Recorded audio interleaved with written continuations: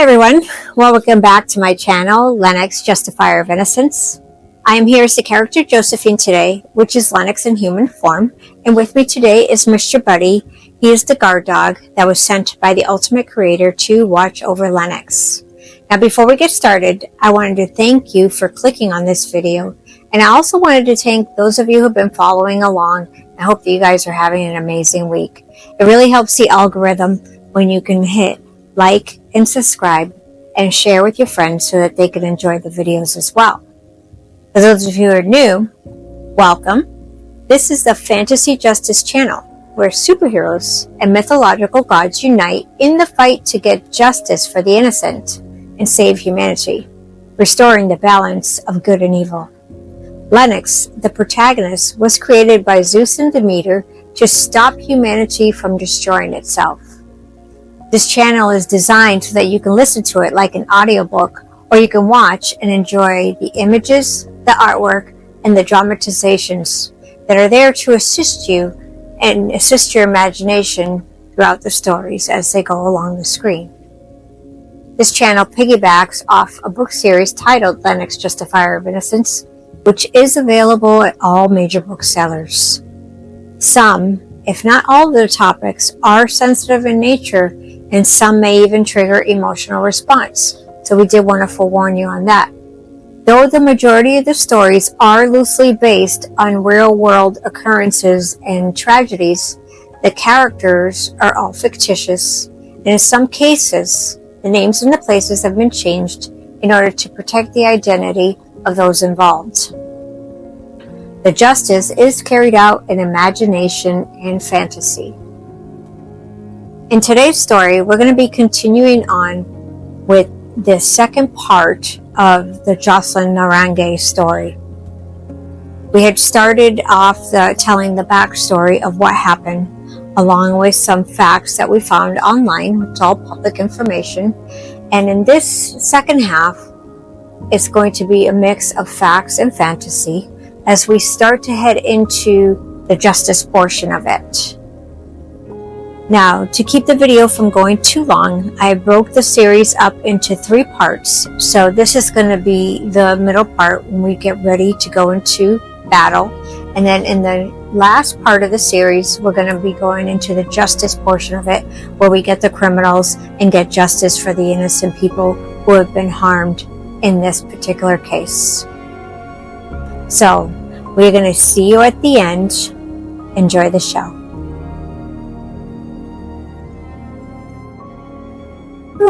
Oh, hey, Josephine. Hey, Amalia. How's the research coming on the case? I'm making progress.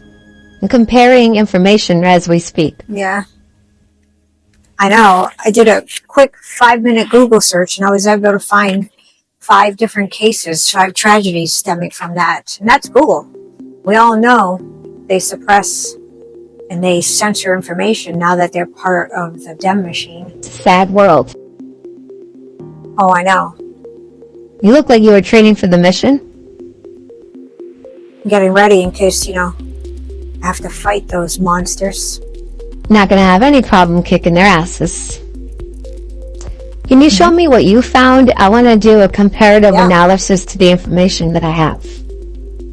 Oh, I'll show you what I found. Absolutely. Give me 1 second. I'll be right back. Okay.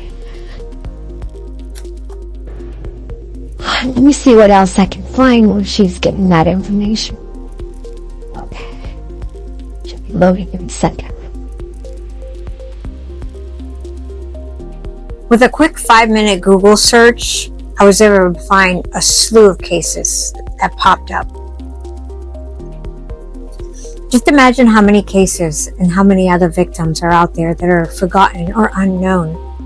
I mean, Jocelyn Nungaray, her tragic passing shed a light on a myriad of ghostly crimes stemming from this border crisis. Rachel Morin, mother of 5.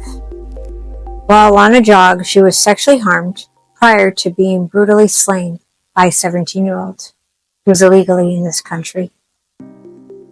Laken Riley, 22. Missing student while jogging as well in Augusta, Georgia. A Daytona Beach couple during Bike Week. Terry and Brenda Coltman, also brutally slain. 2-year-old Jeremy, slain. His mother severely injured during a shootout at Langley Park.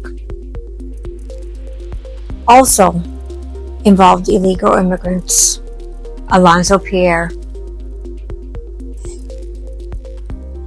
Another one was posing as a UPS driver, charged with taking the life of 3 Minneapolis suburban housewives. And police attacked in New York and in Arizona actually, by illegal immigrants. And the list is long and ominous. I could go on and on. The amount of crimes that have been committed. These lives lost due to Biden's reckless border policies. I'm going to contact my friends in Homeland Security and see if I can gain access to Jocelyn's assailants. I'm going to use my journalism credentials. And once I'm inside, then I'll convert into Lenox and punish them. All right. Well, I'll go and find out as much as I can about them, and I'll be back to talk to you and Vetrani before you guys find out what their likes and dislikes are. See if he knows. Find out what makes him really tick. Because if we can really get inside their heads, find out what their fears are. Well, I think one of Vetrani's dreads can do that anyway, as one of the powers that can transform into their worst fear. Because I'm going to have a little fun with them before I put them in a trance. I'm going to make them piss and shit their pants so they can know what real fear is like. Same fear that they've put in their victims. It's what they deserve. Oh, yeah. All right, I'll be back in a little bit. Okay. Josephine contacted her friends at Homeland Security to see if she can gain access to Jocelyn's assailants using her journalism credentials. Once inside, Amalia will access the cameras to loop in footage of Josephine asking questions. We will then have the crew create a diversion to distract the staff. Josephine will then become Lenox, unleash fury on these monsters, and punish them for their crimes against humanity. Before turning back into Josephine, before anyone can notice. Josephine will then extract full confessions along with intel on what human trafficking organization they are working for. See, bail was set for Franklin Pina and Johan Jose Martinez Rangel at $10 million apiece. And that is disgusting and infuriating and unjust that these perps who have committed a series of crimes, including a crime against humanity by taking this child's life, are being held with the possibility of being able to meet bail. And if these perps are really a part of an international human trafficking ring, like that reporter had uncovered, they will surely get bailed out by the leaders of that organization.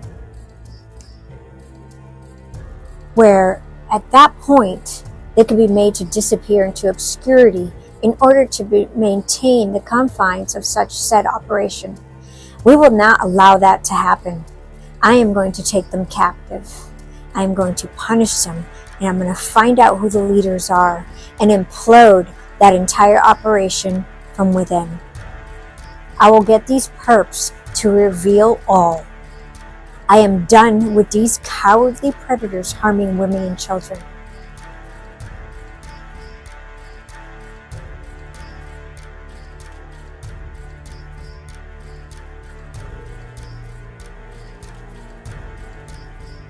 Hey, Josephine. Hey, Vetrani. You getting ready?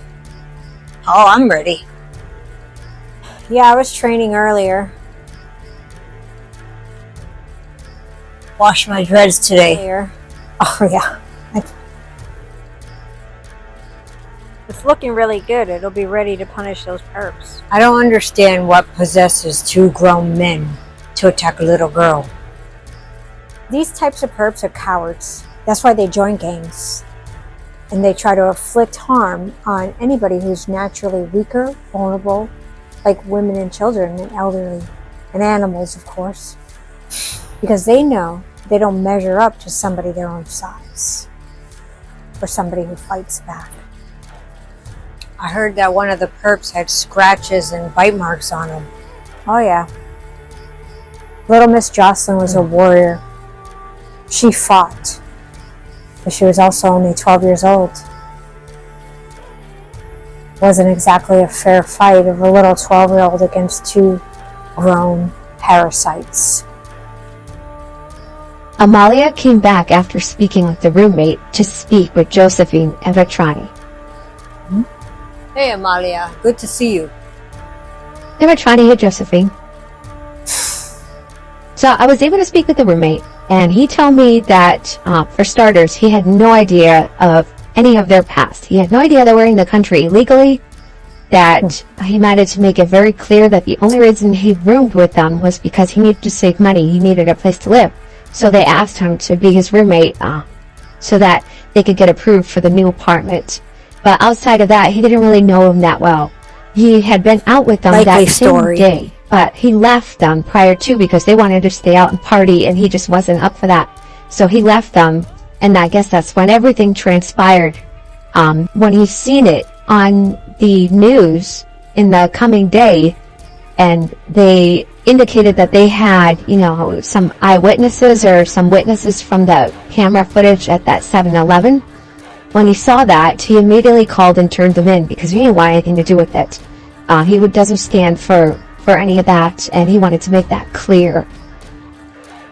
I asked him about if he knew anything more personal about them, like if he knew, if they were afraid of anything.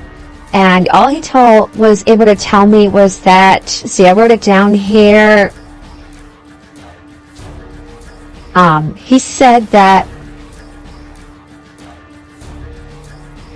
Jose Pena has a deathly fear of spiders. That one day he acted a complete fool, I guess, and he saw even a small spider, like a complete fool, went into frantic mode. So he said that he's definitely deathly afraid of spiders. He doesn't know if that's what he fears the most, but it is something that he witnessed him being afraid of.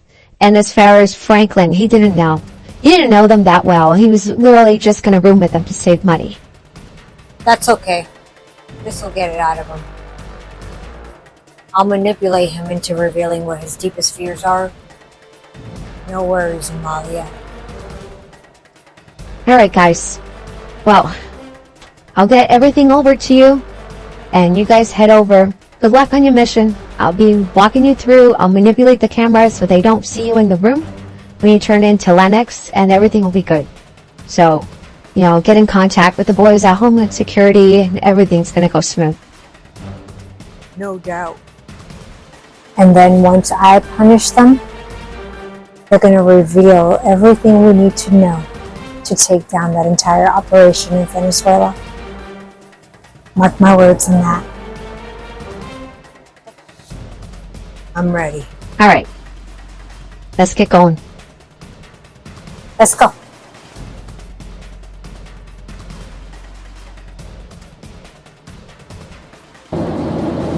Josephine, Amalia, and Vetrani make their way to Homeland Security so that they can interrogate the perps and apprehend them to uncover the operation in Venezuela.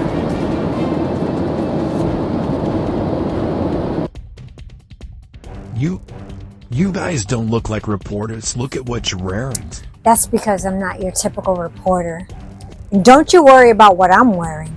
You sit down and you speak when you're spoken to. Now start answering some questions. So that is going to conclude today's episode. Thank you so much for staying to the end. And please excuse our horrible acting. We don't by any means pretend to be actors. We're just trying to portray the characters so that you get a better picture in your mind of what the storyline's about.